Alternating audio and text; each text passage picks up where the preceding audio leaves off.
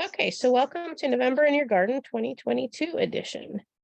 So I was looking at last year's November in the garden just to see what sort of weather we were having. And we had a long, hot, dry summer, and we had some heat, and then there was a lot of ash and smoke from the fires. So I think we had, well, depending on where you live in San Bernardino County or the surrounding areas, we definitely had some fires, but it wasn't quite as bad as last year. But definitely a long, hot, dry summer. And then we had that hot spell. That hot spell, when was that? In August, I guess it was. September. Oh, yeah, it was like that first week of September. That's right, because LA County was telling residents not to do any watering. And that really impacted the fruit that I had on. So I've definitely seen some negative impacts on my fruiting trees, and a lot of my plants are just recovering now. We had some rains, which was great. Hopefully you weren't in an area that had flooding, and as long as you weren't flooded, then those were some pretty good soaking rains. I live near Pomona, and it looks like we had between 4 and 6 inches. I think Mount Baldy reported they have like 6 or 6.5 inches of rain. So that's really great. I noticed the last rain we had, like, what was that, like 10-ish days ago? I noticed when I was digging down into my yard that it really didn't go down more than like a half an inch because the soil was so parched from that, excuse me, from that summer heat we had, like that heat wave we had about, I guess that would have been about 8 or 9 weeks ago. And so that first rain, it really didn't do much. It washed off the dust, and that was kind of about it. It really didn't soak in that much. The smaller plants, the annual plants, anything small with a shallow root system probably benefited. But I was just thinking to myself that I was probably going to need to give my fruit trees and my ornamental trees some supplemental water. And then this storm really produced for us. So this is a really exciting time of year in the garden. October, we often have that residual heat. And while we have, a lot of different climates, if you're joining from the mountains, then I'm pretty sure your growing season is just about over. We have some master gardeners who do some indoor gardening. They have some trees that they pull in and out. And then we have some master gardeners who have some cold frames and utilize straw. But I think in the mountains, your season is pretty much over. In the high desert, you're going to have to, and we'll talk about that in a little bit, have some heat or frost protection. But in the Inland Empire, this is such a great time to garden. It's a really great time to get a lot of stuff planted and to be checking on your native plants. So I love this time of year. We are having a cooler, I feel like, so many years we have a summer that lasts up till Christmas. I feel like a couple weeks ago, somebody just flipped the switch and it was cold. And so we're not having, well, I should have checked. Oh, chill hours. Oh, they're starting. So okay, I'll talk about that in just a minute. But so we're definitely have some cooler weather. So some of the things that it might have held over, and I'll get to that in just a minute, maybe struggling. But anyways, great time in the garden. It's just a little bit cool this year, but that's all right. Oh, sorry if this is kind of hard to read. So general maintenance, especially after the rain, when the dust is kind of down, you can prune and clean up for any fire prevention. It's a good time to be checking your tools to oil and sharpen them, sand any handles, either varnish or spray paint the handles. This time of year, I'm not particularly organized, is when I need to go around and find any tools I might have left out exposed to the elements. So you should be gathering your tools. Hopefully you're more organized and you have your tools all together. But if not, gather them up, oil them, sharpen them, and get them ready to overwinter. You want to pull out, and we'll talk more about this in just a minute, your summer annuals or vegetables, and we'll get back to that in just a minute. If you have any dead or broken branches on trees and shrubs, you may have had some dieback from that really intense heat that we had, and usually the recommendation is to hold off on pruning that kind of dieback out if that weather event could still happen. So if it's summertime and you have heat damage to your trees, or shrubs. Usually the recommendation is just to leave it in unless it's going to break or be a hazard or something, or a fire hazard potentially, just because it still provides, even though the branches are dead, those leaves usually still provide some insulation from the heat. Similarly, if it's like a freezing event, so if we have a really cold winter, then usually the recommendation is to hold off on pruning until the danger of the last frost has passed, which for most years is like end of February, March time. Is usually the end of that. So now is a great time to be assessing what might have gotten damaged in the summer. For the most part, over the next 10 or so days, if any of your plants had sort of died back and you're wondering if they're going to come back, they're probably going to be stimulated by that rain we have. And so if you're not seeing them come back, you can kind of scratch the surface of the stem or the trunk and see if it looks like it's still green underneath. But if it hasn't like leafed out or anything, probably can cut it back. And when you cut it back now, then you don't really need to worry about sunburn. And hopefully, we need to watch because we are having kind of a cool early winter, but probably don't have to worry about frost damage. You want to rake up in the areas that you want to rake. We'll talk more about that in just a second, but you can compost those leaves. And so if you are a person that doesn't have a lot of brown, if you do composting and you have mostly like vegetable scraps from the kitchen and you need browns, this is a good time to be gathering your browns. And as long as it's safe for fire danger, then you could kind of store those browns somewhere to use throughout the year if you don't have a lot of browns at home.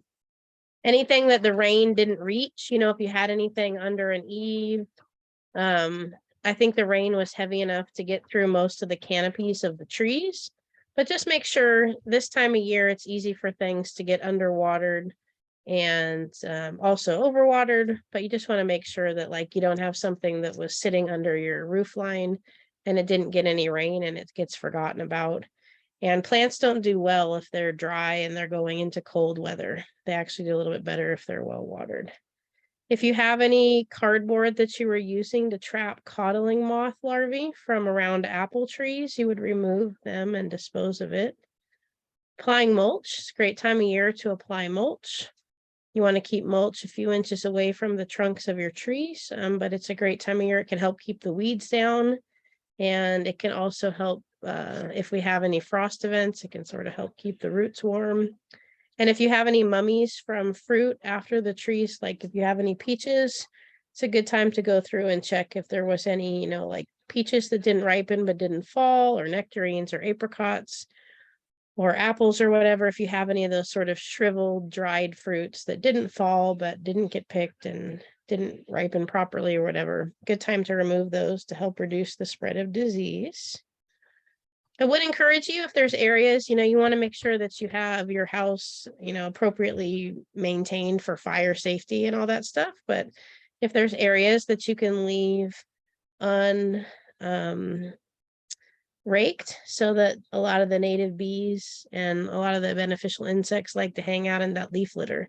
So if there's a safe place to leave some leaf litter around the house, I recommend you try to do that. So for your veggies, when we'll have like warm weather through December, so many people will get tomatoes, and I still have some basil that's kind of plugging along. It's so tempting to try to, if you're in the Inland Empire or an area that's kind of moderate temperature, then it's so tempting to try to overwinter our vegetables and to see how far they can go. And what I would ask yourself is, if it's a vegetable or fruit like a tomato, those larger tomatoes, the big ones that are several inches across, those ones oftentimes, because they take a while to ripen, then they'll be kind of grainy or mealy because the daylight is shorter. They're not getting that warm temperatures and they're not getting those long days. So they're often not as good. I know I see some people still harvesting cucumbers. The zucchini is also sort of getting to the end. So if something is still producing, especially like a cherry tomato, then you might want to keep it And you want to look at how healthy the plants are. You definitely want to be watching out for things like spider mites. I've noticed when I was sort of carrying my summer vegetables into the winter, the vegetables started to have small pest infestations. And then if I would plant like a winter garden, I often plant peas, and I plant the peas where I have the tomatoes. And they're a good combination in terms of the soil. Usually, as long as there's the right bacteria in the soil, the peas will fix nitrogen and enrich the soil. And they trellis up this thing I have. And so where I have the tomatoes, then I put in the peas, and they're opposite seasons. And so it's all great, except for when I was leaving my tomatoes in for too long, I noticed that my peas were getting spider mites really easily. So I started pulling out my tomatoes a little bit earlier, leaving that soil to sit for a few weeks just to sort of help reduce pests that might spread from one plant to the other. So if you are thinking about overwintering your seasonal summer vegetables, then just kind of consider, are they really producing? Are they really healthy? Are they very robust? Do they have any kind of pest infestations? Some people who don't do a winter garden, maybe you're not doing a winter vegetable garden, then if you overwinter tomatoes until December, and then you plant new tomatoes next March, that's plenty of time for usually those pests to sort of die out. But if you are planting a winter garden and really utilizing that space to get those delicious summer veggies and then those really nutritious winter veggies, then you may want to consider pulling your plants out, even though it feels like it's kind of hard to do. You don't want to pull them out, right?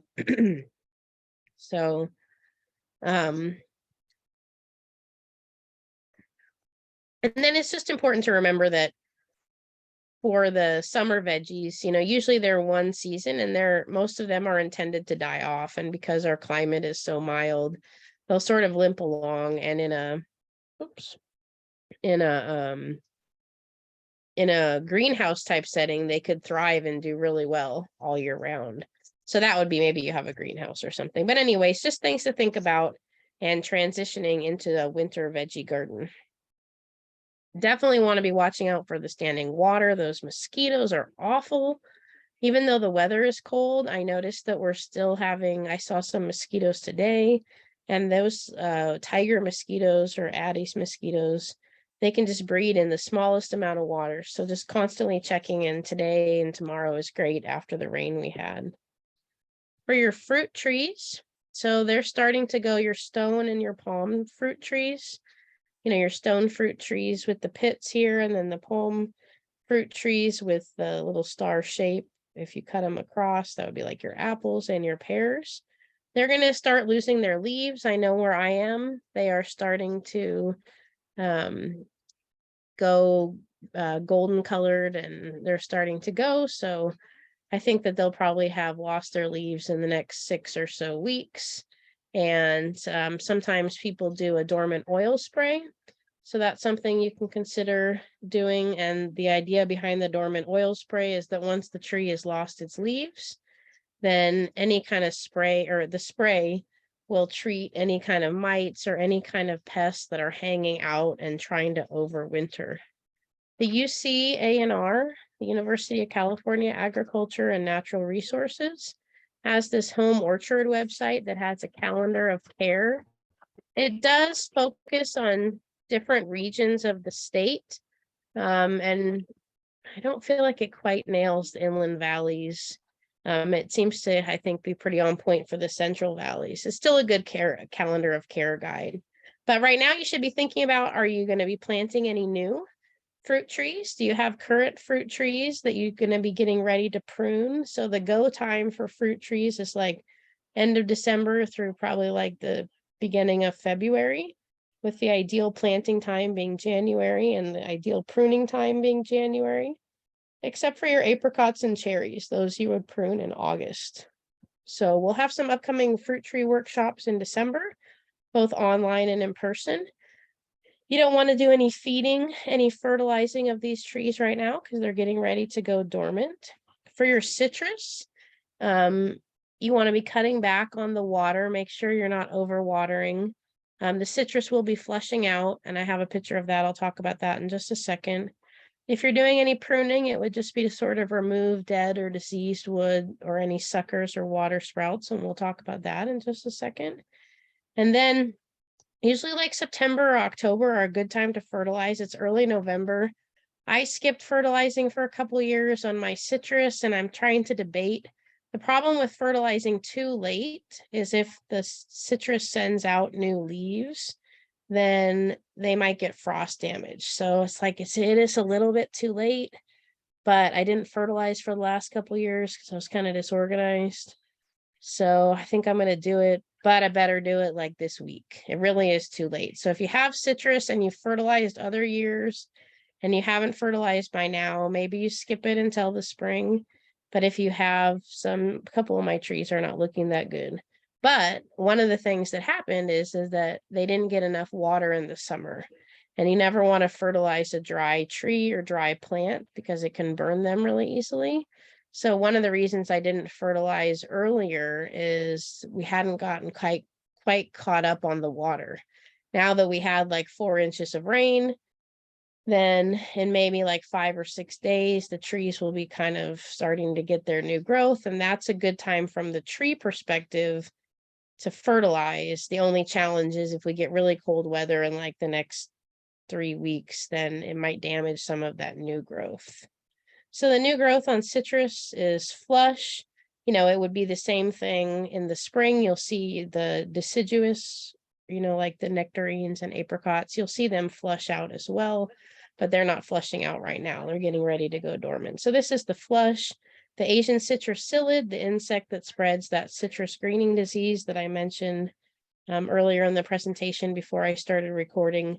They really like this new growth. So if you are looking for the insect, you would want to look for it on here.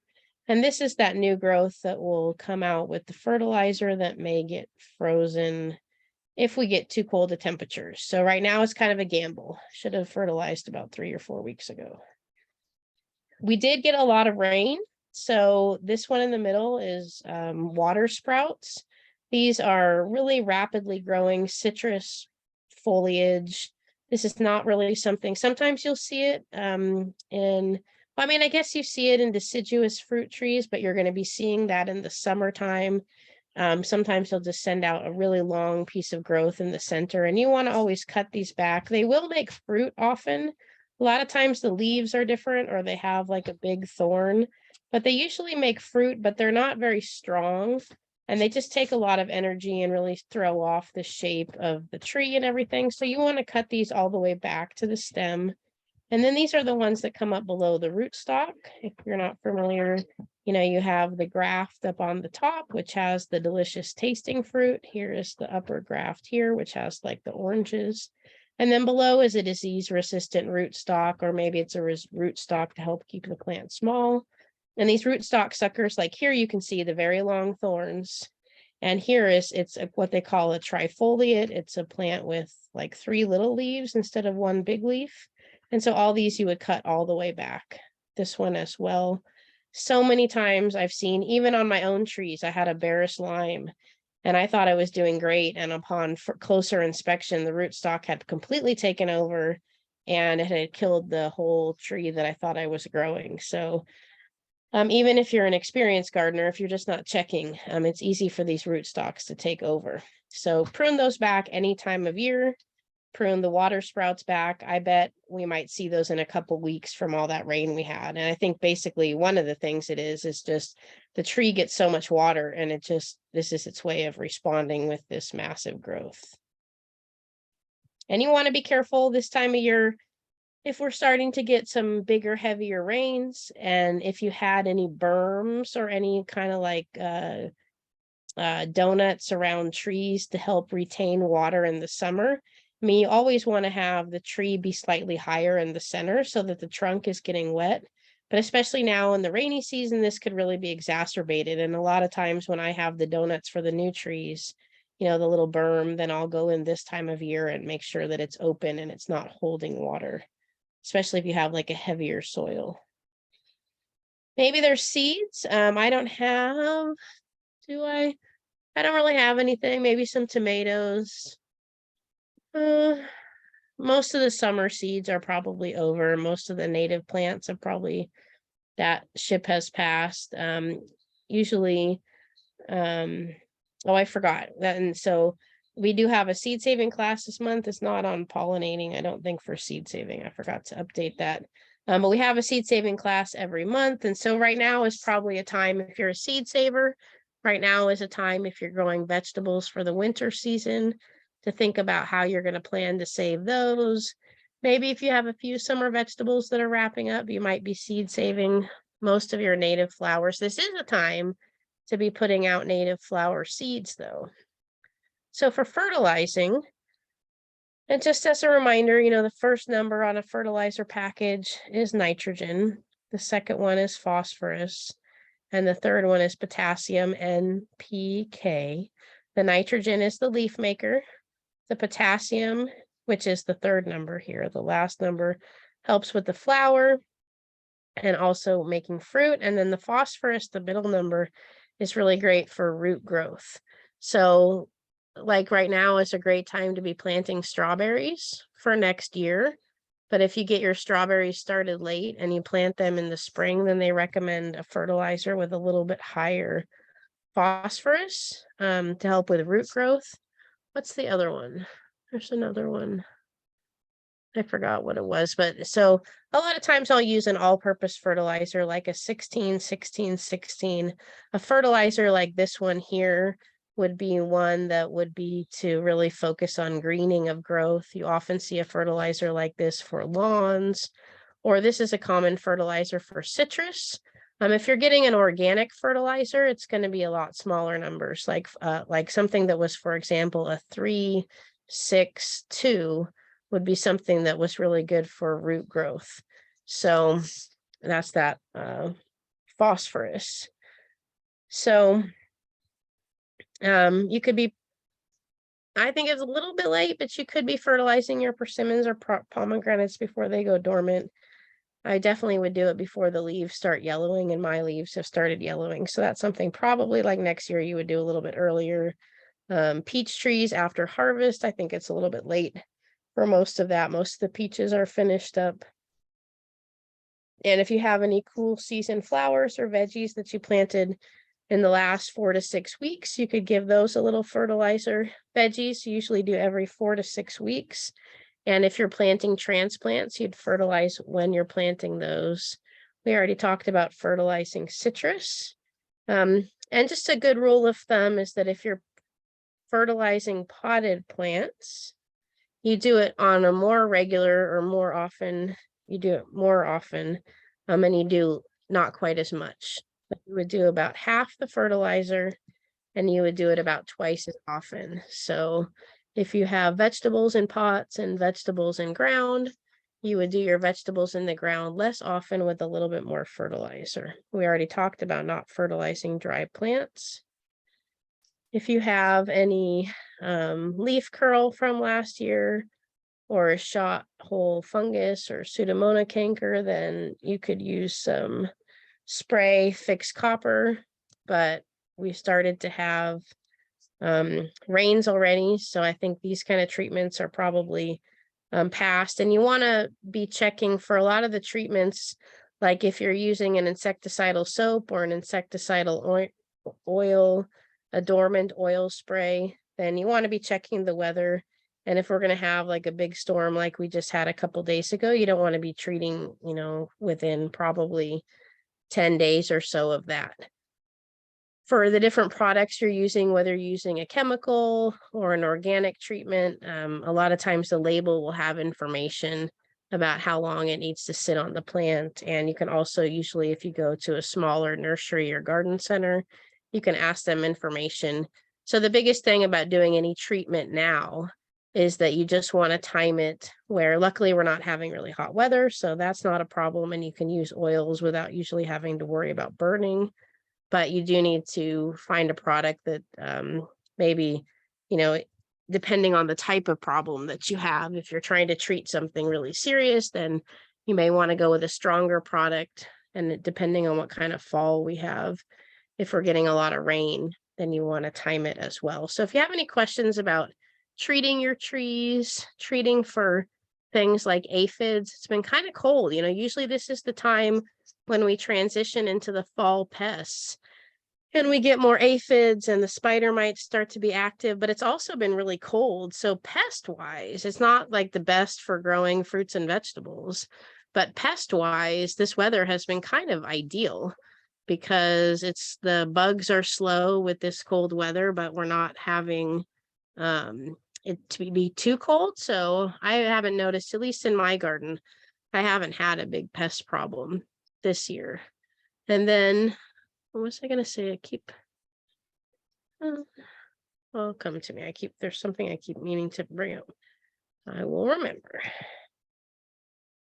So, you think about what's blooming out there. I try to make sure that I have habitat or nectar sources for insects for as much of the year as possible. And so I do have some things planted that are supposed to be flowering in the fall. And so I need to be a little bit careful, even if I'm using like an organic treatment for any kind of pest, I need to be careful about the nectar sources that I have set out. And so, if I need to spray something, maybe I'm covering up those nectar sources or just choosing different, less toxic methods for dealing with these pests. So we just always want to think about the whole picture, just like with the raking of the leaves. We want to have things clean and tidy, but we also want to make sure that the like native bees and stuff, that they have a place to hang out. And this is our go-to page. If you've attended our presentations in the past, you've seen this page many times, and the UC Integrated Pest Management page is just so informative. So actually, I think right now, because it's shifted so cold, I think I've noticed a lot of people are having trouble with rodents, because I think these rodents are trying to prepare for the winter, and it happened a little bit faster than they expected. So a lot of people have been having mice and rats and issues with squirrels. And even though possums are good in the garden, they can sometimes cause problems at home. So this integrated pest management site, we often think of as being great for bugs, but it also has lots of stuff about vertebrate pests and how to manage those. And it talks about, like, for example, with gophers, they have different activities in the spring and the fall and different ways of best managing them at different times of the year. So this is a great site. And if you're not able to access it, or you are not sure how to navigate through it, or you just want some support, it's a great thing to reach out to our Master Gardener helpline about and just say, I'm having a problem with earwigs, or I'm having a problem with gophers or whatever, and we can help you navigate through that. So for what to plant.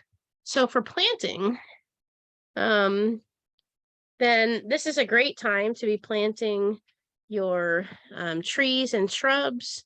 They get a chance to settle in. The spring is also a really great, like the fall and the spring are a great time to plant. I would say the challenge with planting in the spring is if we get a hot summer, sometimes they don't get a chance to establish. So a lot of times the fall is actually a better time to get these things started, because they should get some natural rain and they should have less trouble establishing. You just want to watch out for cold spells, even if a plant is really hardy or pretty tough. Any young plant that's been newly transplanted runs the risk of getting frost damage. And so with the frost, I see a lot of people, they sort of create, like, take something like a tomato cage and put it around a newly planted smaller tree, a very small tree, and then cover it with a sheet or cover it with plastic, as long as it's not touching the plant, where it can have that cold transfer directly to the plant, or cover it with burlap or something like that. So I started, while I'm talking, I keep remembering the thing I want to say, and then I forget as soon as I'm done. I will remember, and I'm just going to interrupt myself. And any of your evergreen cuttings like boxwood or English ivy, holly, juniper, then this is a good time to root those evergreen cuttings. For your California natives, this is a great time of year to plant them. I mean, we're having a little bit of cold weather, but unless you're getting something, I would say, if you're buying more hard to get, like, for example, there's several nurseries that are more coastal, the Theodore Payne Foundation, Rogers Nursery, Las Palitas. There's several really nice nurseries that are a little bit more coastal. And I do have to remind myself that just because something is native to Southern California, obviously it doesn't mean it's adapted to the Inland Empire, and we get a little bit colder. So right now, I'm planting a little bit because we're having a little bit of a colder year. Then I'm planting some kind of more generic plants. Sometimes I special order stuff, or I'll go a little bit farther to get something a little bit unusual. There's a sulfur buckwheat, which is really silvery and has a yellow flower. And that is a coastal, I think from the Channel Islands or something. And that one's probably would need maybe a little bit of frost protection, but I'm just kind of holding off on planting those kind of things. But most of your natives would do well. A lot of people seeded their poppies and stuff right before the rain, and you could be doing that right now. If you've got well-established plants, then probably what you're having right now is the dieback. You know, they sort of go summer dormant. Probably that summer dormancy is breaking. And so what I did is my plants that died back in the summer, I just sort of leave them. And then around now, they start to leaf out. And now is when I'll give them a haircut, when I know that the birds or whatever have gotten all the seeds, so that they've gotten that food source and the seeds have done their job. Or if it's like the common sunflower, the Helianthus, that one has already put its seed down. And so I'll either pull those out or I'll trim, give like a haircut to the well-established ones. And with the rain, as long as you got good rain, like most of us here in the Inland Empire or the San Bernardino County area, then you probably shouldn't need to give any extra water. They don't need any fertilizer, and they usually don't do well with mulch. So you want to be leaving the mulch off. But now is a great time to get those natives planted. And oh, yeah, so George, you got a Fremontodendron. Yeah, I had one. I planted it in the summertime. I left it in a pot. It was a little one, just like a $5 container. And I really like those. So yeah, I'm trying to decide. I'm on a policy this year. I'm only allowed to buy 5 plants every 2 weeks on payday, and I have to take them directly from the car and plant them into the ground.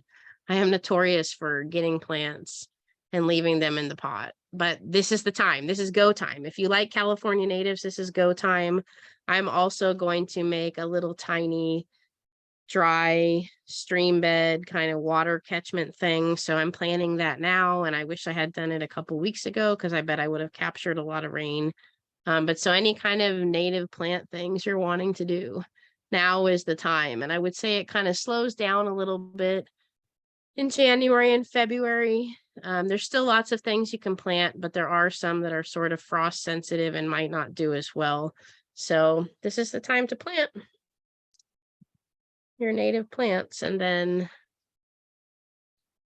well, one thing I was going to say, and it's not the thing I was trying to remember, back to fertilizers, was just to remember that compost is a great addition to your garden.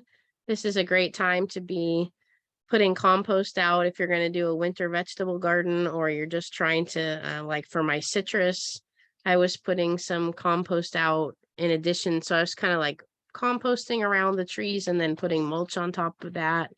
Your avocados, if you planted any avocados that were having kind of a cool winter, so far you're going to want to keep an eye on those because they are very frost sensitive. If you're planting any subtropicals like guavas or papayas or mangoes or bananas, any of those things you definitely want to keep an eye on because we are having a cooler winter. And our chill hours are going to start, I think it's November 1st to February 15th or February 30th or 30th. Yeah, the never ending time, right? So February 28th or 29th. So our chill hours, which is the number of hours stone fruit and blueberries need to set fruit. So now we're starting our calculator. Maybe right at the end of the presentation, I'll pull it up and see where we're at right now. It's a great time to be planting holiday herbs. Maybe your basil is probably dying back. It's a little bit cold. The cilantro might not be happy, but almost everything else is going to do really well. They need about 6 hours of sun. A lot of times I plant my herbs in kind of a semi-shady area in the summer, but now I'll kind of bring them out. A lot of them are in pots and I'll bring them out to sunnier areas. And I like these stacked herb gardens. We have a presentation on YouTube about how to make these, the 3-tiered herb garden. They're great gifts as well to give. You can make one for 30 or 40 bucks and great gift for mom or something like that. There's a few more of them. Always caution people with all these cute ideas that pop up around the holidays for planting your herbs. You know, some of these things are cute, but like for these, you know, they probably don't have any drainage. These may be a pot sitting inside of another pot. So just be thinking about the practicality. Like this gutter garden is great for a lot of shallow rooted, like your green onions or your lettuce, but some of your other herbs won't do quite as well being so shallow rooted. And I'm always cautious about using cinder blocks for edibles and stuff like that. So right now, this time of year, you're going to see lots of cutesy things to make herb gardens out of, and just try to keep in mind thinking about what those herbs need. They need well draining soil. They need about 6 hours of sun. And they're going to need enough soil to grow. So a lot of these ideas, you know, I'm pretty sure that like something like this here on the lower right-hand side, you know, this was planted and done like today, the day they took the photo. Same thing maybe with this one on the left. And a lot of times you'll get these little tiny herbs to grow, but it's not enough if you're doing any significant cooking. It's not going to be enough to make enough herbs to grow, to cook with. So this one here in the upper center, that's a pretty cute idea. Looks pretty practical. Looks like they probably would have drainage. They've got enough soil. And you could probably grow an herb garden pretty successfully that way. So I encourage you to grow some herbs this time of year. For your flowers, like I said, your wildflowers, you can get those planted. Your bulbs, if they needed chilling, most of them, it's indicated if you're familiar with bulbs at all. Usually when you purchase them, it will tell you if they're pre-chilled. But your tulips, narcissus, my daffodils have started to come up already, which is kind of weird. But these can be planted out. Your corms, your tubers can also be planted. And then your spring blooming flowers like sweet peas, clarkia, calendula, your poppies can be planted now. And then it's his last chance to set out cool weather annuals, like things like pansies and stuff like that. Great time to plant all those things. I wouldn't say it's usually probably the last chance, but it's a good time to do it now. For your vegetables, here's a list, but I'm going to go ahead and read off a different list, although I'll just add that onions and garlic, great time to plant those now. And if you're purchasing onions or garlic, then there is a very narrow window when those things are available. And I have for many years missed the window. And so garlic is already, in some places, they're starting to sell out, onions as well. Your artichokes and asparagus. So those kind of things, if you're going to plant them, you should plant them now. And if you're not going to plant them right away, at least look to purchasing them because they're going to not be so easily available pretty soon. Your bok choy, spinach, peas, mustard, radishes, carrots, lettuce can be direct seeded. And then your potatoes as well can be planted. And then anytime you're planting food crops, then if you're wanting to, with prices of everything nowadays and supply chain or whatever the challenges we've had over the last couple of years, I think people are a lot more interested in trying to grow some of their own food. And one of the techniques that you can use in a home garden is to do succession planting. So especially something, like your peas, for example, you'll get many peas off of one plant, but vining peas tend to make more than bush peas. So for example, if you were going to grow bush peas, they a little bit more set like a crop and then they're kind of done. And so maybe you plant some now and you plant some again in 6 weeks, and it just gives you more for that home food garden. Same thing with your radishes, though. You're not going to get multiple crops for every seed. You're going to get one radish. So if you really like radishes or carrots, then plant now, plant again in 6 weeks, and keep on going like that throughout the winter. The winter, you can have a really long growing season from now all the way until, depending on how hot it is, April or even into early May. For things like broccoli that take a little bit longer, you could plant some now and then another crop in the spring. Brussels sprouts like warmer soil. If you didn't plant your Brussels sprouts already, you may have a little bit of trouble getting them to start because we're having this cold weather. So just to run down the list, we got beets and broccoli, Brussels sprouts and cabbage. Those can all be planted now. Sorry, guys. Carrots, cauliflower, celery. Chives usually can be planted year-round. Collards. Endives is a great time to plant fava beans. And fava beans are a great cover crop if you're not going to plant other vegetables. Then maybe consider planting favas. And favas make these really beautiful sweet pea-like flowers. And there's some really, really cool purple ones. I just found out the name of them. I forgot the other day. There's one that's not a fava, but very pretty. But anyways, if you don't like to eat them, which I don't actually like to eat them, but I love to plant them this time of year because they have beautiful flowers. Be a little bit careful because they can kind of take over. I've seen at Huerta del Valle community garden, they're not like taking over in a bad way, but they reseed themselves very easily. Great time to plant kale and kohlrabi. And leeks and lettuce is another one that you can do succession planting. For lettuce is cool because you can just harvest off the lettuce and let it keep growing. But you still will kind of reach a point where the lettuce gets tougher or it goes to flower. If we have some late season warm weather, then they might go to flower. So think about like if you bought lettuce seed, maybe don't plant it all right now. Plant some of it now, some of it in 6 weeks, and go that way. Mustard, like I said, onions, parsley, parsnips, peas, radishes, rutabaga, spinach, Swiss chard, and turnips. And when in doubt, when I try to figure out when should I plant stuff, for the most part in the summer, we're planting fruits, or that's the part of the plant that we eat, like the squash or tomatoes or melons, peppers. And then in the cool season, they're actually, you don't get as many different colors, and so maybe not as many antioxidants, but winter vegetables are very nutritious and much more nutritious. We're eating the stems, we're eating the leaves, we're getting lots of great nutrients out of those cool season veggies. And I'm not that great at remembering to take care of my veggie garden, and I work a lot and I got young kids. So I keep it small and I keep it to a few things, peas and carrots, and this year I'm doing onions. So if you don't have a lot of time, maybe just keep it small and grow a few things. And then this is that one. I can't believe I just randomly figured out what the name of this is.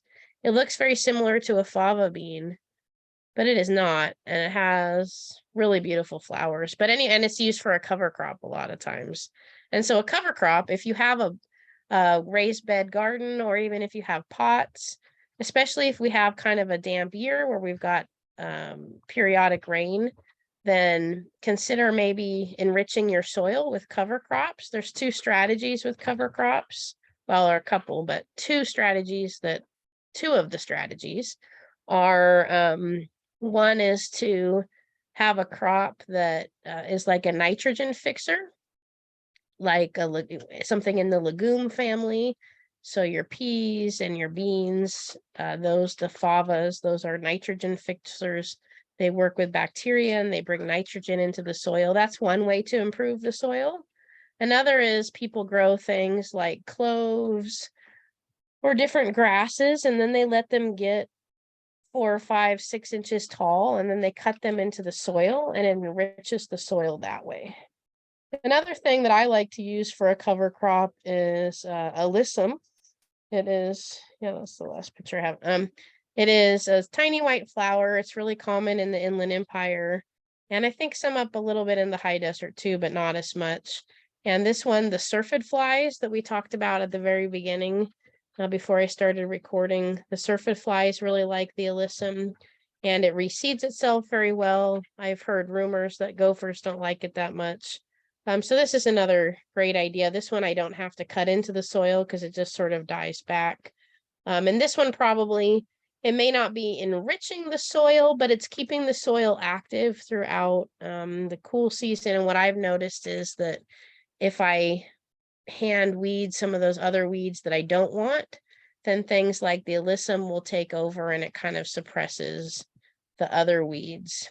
Yeah, and it's so interesting. So the alyssum is in the mustard family, and it's listed as like an invasive species, well, of sorts. But what's really interesting about alyssum is that I was asking our natural resources advisor, Chris McDonald, about the invasiveness of this. And for whatever reason, even though it's in the mustard family, and even though it's, and mustard can be quite invasive, then this one it seems to stay pretty well in check and doesn't seem to be disrupting wild spaces.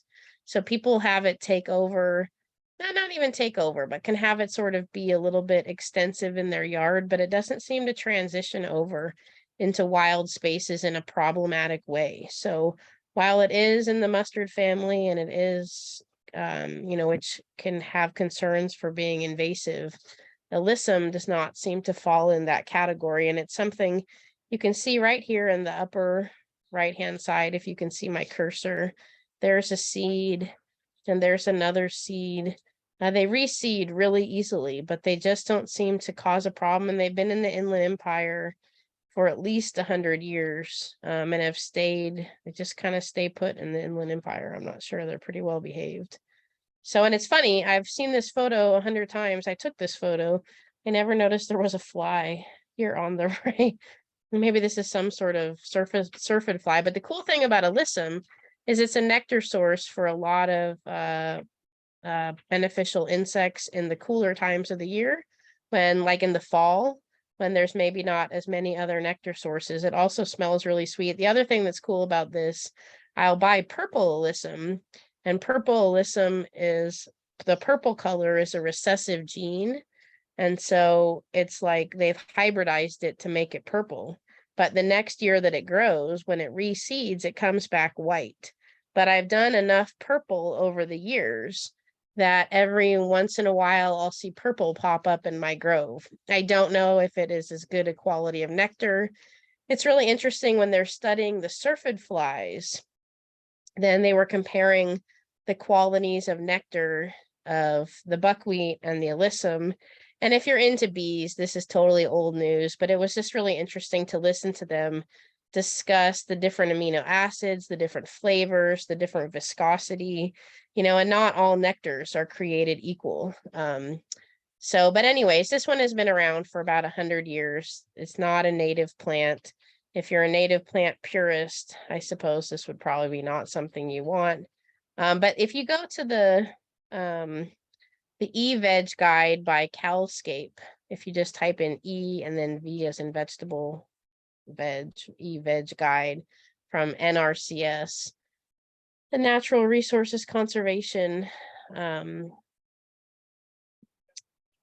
society, is it society? Whatever, I always forget what the S stands for.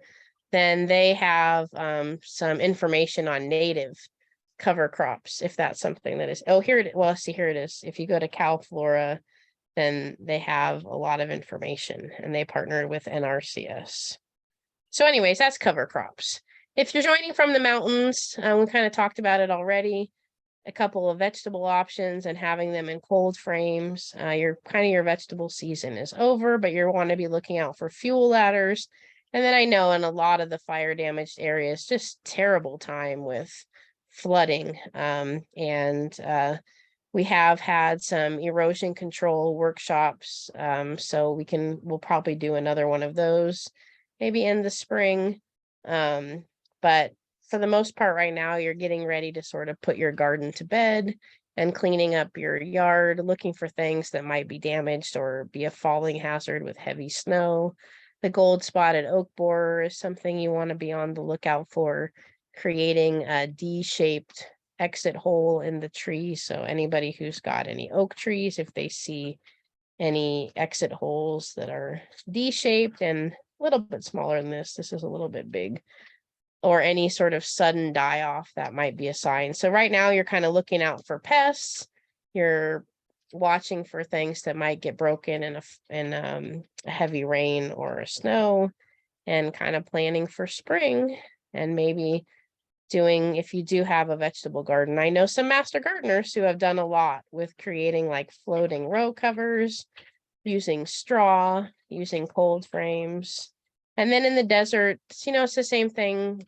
We haven't had as bad of a fire year, but just keeping things tidied up, wind barriers for your vegetable garden. I know a lot of people, with this last rain, there was a big problem with greenhouses flying around in the high desert. So nothing new, but great time to be planting native plants. And if you do have any cool season veggies, always a good idea to plan ahead what your frost protection plan is going to be. So if you're in the Muscoy area, December 3rd, we're going to have a From the Garden to the Table workshop about growing fruit trees. We'll have our master food preservers there talking about preserving apples. In the afternoon, we're going to do a sustainable landscaping talk, and also a fruit tree giveaway. So if you're in the area, I'm going to be posting that on our website in the next day or two. That's Saturday, December 3rd. It's a great time to prepare your soil for your cool season veggies, but usually they recommend not to be stomping too much, like in a raised bed when the soil is wet, because it can really compact it. But you can be adding amendments like compost, and then thinking about what are your garden's objectives. Maybe every year I'd like to focus. I have to kind of piece my garden out because otherwise it gets overwhelming. So every year I think, what sort of food element do I want? What kind of pollinator habitat am I going to add? Or what kind of layer, what kind of thing maybe died back and I need to redo that area? Am I wanting to do any particular seed saving? This is a great time now to be thinking about if I'm going to be planting any fruit trees, what I might want to buy. Thinking about roses, I have a few roses that died in the summer that I'm going to plan to replace. I have one area. So the fruit tree giveaway, in the chat, there was a question. It's on December 3rd. There will be a registration. I need to get that link for the registration, and I think that will be between 3 and 4. The earliest it would be is 2 o'clock, but it will be December 3rd at the Muscoy Library. So I'll be posting that on our website really soon. And George, if you see any emails from Janet, it's part of the Trees for Tomorrow giveaway, so you could check that out. So here's just a few resources that you can find on our website. And you can sign up for a newsletter if you're not signed up for that. Follow us on social media. We have most of our classes calendared through January, but we are going to be adding the Muscoy talk, another talk in January, I think in Chino Hills.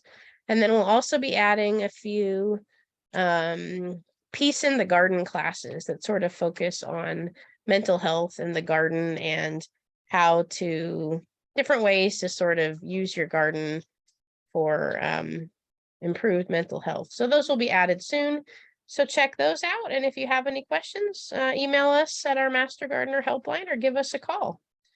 And thanks so much for joining. Our days are ending, or our sun is going down earlier. So I guess it's a little bit late to garden now, but now's the time to pull out seed catalogs or planning. Right now, I'm thinking about fruit trees and what I can squeeze in to my yard. So thanks so much for joining.